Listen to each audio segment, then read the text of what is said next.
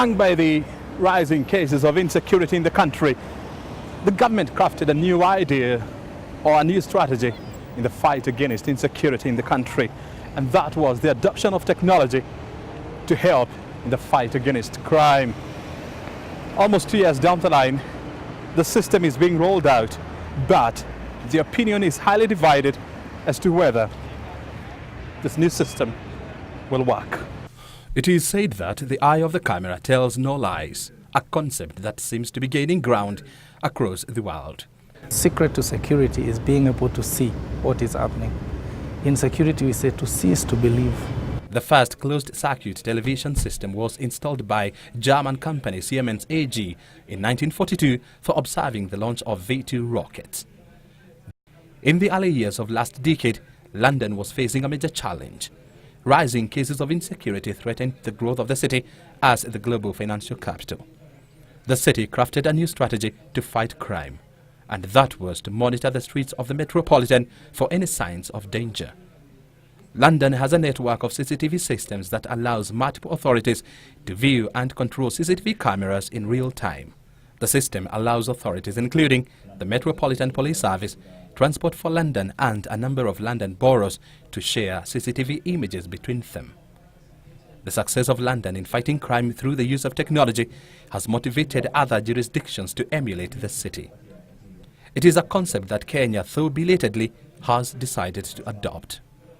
In the year 2013, Kenya was facing a serious challenge. Organized crime and terrorism threatened to tear the social and economic fabric of the Kenyan society. The government was desperate, and so were the citizens. Then an idea to emulate London was born. The key aspect of any evidence is eyewitness. What did anyone see?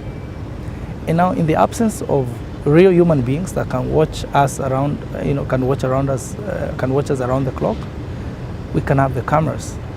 We say cameras don't lie. A 15 billion shillings project to install CCTV cameras in Nairobi and Mombasa was hatched, and despite the heat it generated, the project is now almost complete. Security analyst Andrew Franklin says that, though the idea is noble, questions still abound. The question is, couldn't that money be spent on more police, training police, reorganizing the police in accordance with the Act, the National Police Service Act?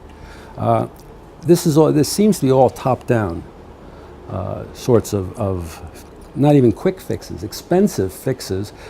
According to Franklin, British authorities first created the desired capacity for her security apparatus before it rolled out the project. They do have a control center that's fully manned where the police are in contact with each other, where emergency services are in contact with each other. Here, there's a big thing being made about the handsets that will be issued to police who are on patrol. Britain is cited as a typical example of how a country can deploy technology to help in the fight against crime. In case you didn't know, there are close to 6 million video cameras in Britain monitoring the movement of people in different areas.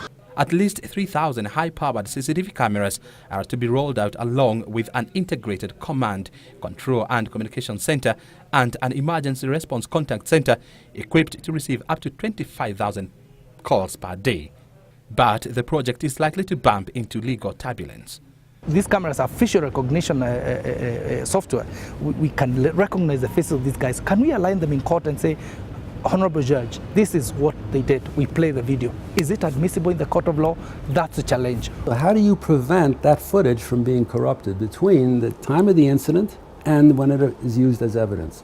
There is something known as a chain of custody for evidence, where you have to, whether it's the fruits of a crime or it's DNA evidence, forensic evidence and the like, where if you lose control of it, so it could be tampered with, that basically imperils your court position. It imperils the prosecution because your evidence has become corrupted.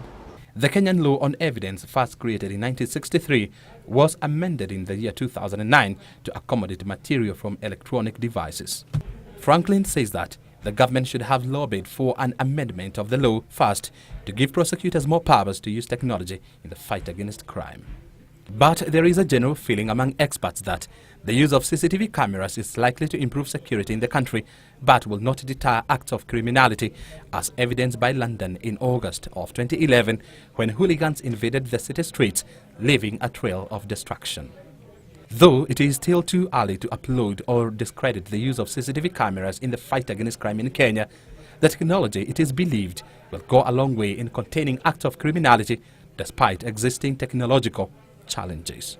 O'Brien Kimani for Channel 1 Weekend Edition.